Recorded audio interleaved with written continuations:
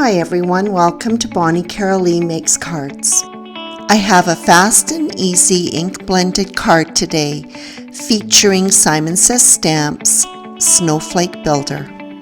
This stamp set was released last year and became one of my favorites.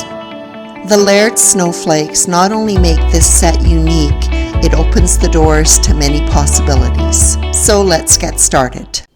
The ink blended background was created on Strathmore's Bristol Smooth cardstock.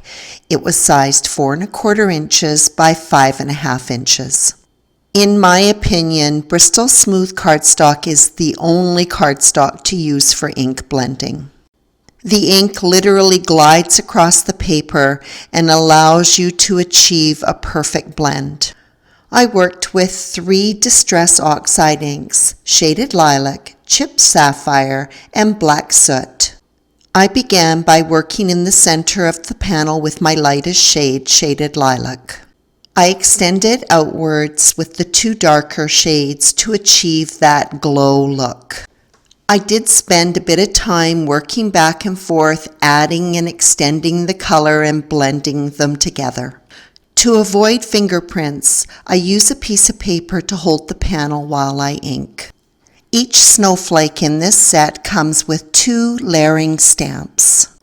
I love how they have packaged this set. The pairs are grouped together, taking the guesswork out of which goes with what. For this card, I'm working with the largest snowflake. The bigger of the 2 layering stamps and the secondary sentiment are stamped with VersaFine Black Onyx ink. Because my second layer will be embossed and I find that VersaFine ink can take a while to dry, I just set my panel aside for a while. In preparation for embossing, I use anti-static powder to cover the panel well. When layering stamps, I like to stand up over top of my MISTI and look directly down to ensure that it is exactly where I want it to be. The snowflake is stamped with Versamark ink and embossed with silver embossing powder. Because the panel has warped a little bit from the heat, I have to use 2 magnets to hold the panel flat before I stamp my sentiment. I use the grid lines on the MISTI to ensure the sentiment is centered. It is also stamped with Versamark ink and embossed with the silver embossing powder.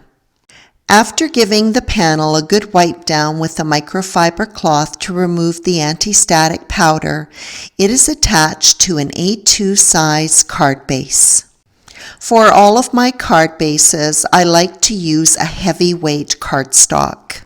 My cardstock of choice is Nina Classic Crest 110 pound. Because the panel is warped from the heat embossing, I place some weight on the card and leave it until the glue is dry. The card is finished up with iridescent crystals placed on the points of the black inked snowflake. I also place a larger one in the center of the snowflake for good measure. When embellishing a card, I like to use Nouveau Precision glue.